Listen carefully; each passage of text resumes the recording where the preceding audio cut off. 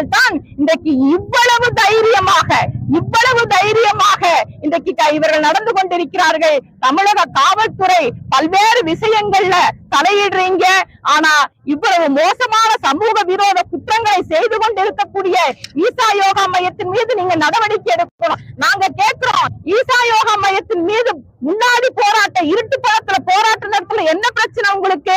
தமிழ்நாட்டுல இருக்கக்கூடிய ஏராளமான பழமை வாய்ந்த கோயில்கள் இருக்குது, ஏராளமான. இங்க பக்கத்துல இருக்கக்கூடிய தேரூர் கோயிலே 1500 வருடங்கள் பழமை வாய்ந்ததுங்க.